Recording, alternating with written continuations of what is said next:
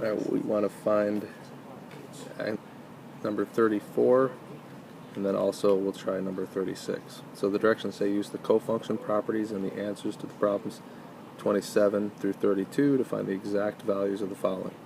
Alright, well, a cofunction property means this. Here's the little cheat sheet for you.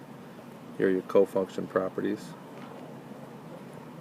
And notice that the sine, what these are saying basically is that the sine of one angle is equal to the cosine of the complementary angle.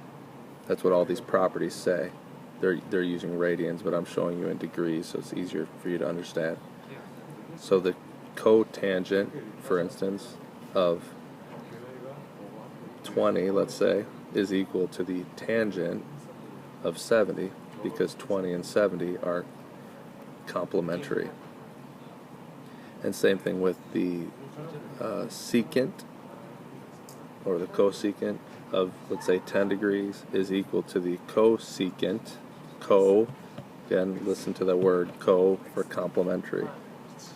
Think of that as complementary. The cosecant of 80 degrees. So this problem is basically saying, number 34, the cosine of 75 degrees, they want you to recognize that's going to be equal to the sine of 15 degrees. So if you already found the sine of 15 degrees up at number 28, the cosine of 75 is equal to that.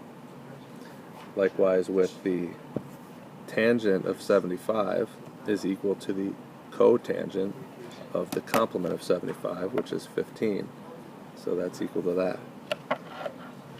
So that's all you have to do for those problems. In fact, let's go back and do this problem now that we understand what it's asking us for. Let's do number 28. Let's find the sine of 15. So I'll do that over here. The sine of 15 degrees is equal to, and they want us to use angles that we know from our unit circle, and so I can see that 15 degrees is equal to 45 minus 30. So I'm going to rewrite this as the sine of 45 degrees minus 30 degrees. And so that's a subtraction property. Let's go back to our little cheat sheet here. The sine of a difference of angles is equal to the sine A cosine B minus sine B cosine A. So this is sine A, which is 45, cosine B minus sine B cosine A. Sine B cosine A. Running out of space there. In fact, let me just write that underneath here. Be easier. This equals to the sine of the first angle times the cosine of the second angle minus the sine of the second angle times the cosine of the first angle.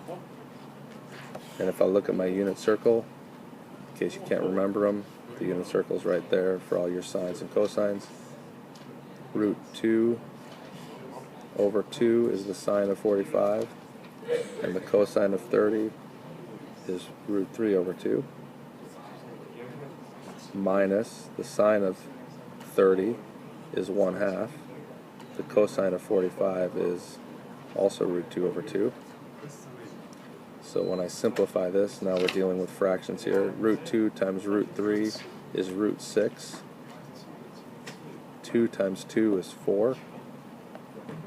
So it's root 6 over 4 minus root 2 over 4, which is nice because they're common denominators, and there's your answer. And that is simplified because there's no radical in the denominator, and you can't simplify either of these top two radicals.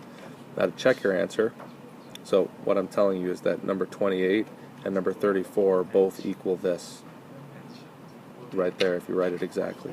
To check that, you can punch that into your calculator and then also punch the cosine of 40 or 75 into your calculator or sine of 15 into your calculator, and you should get the same decimal approximation.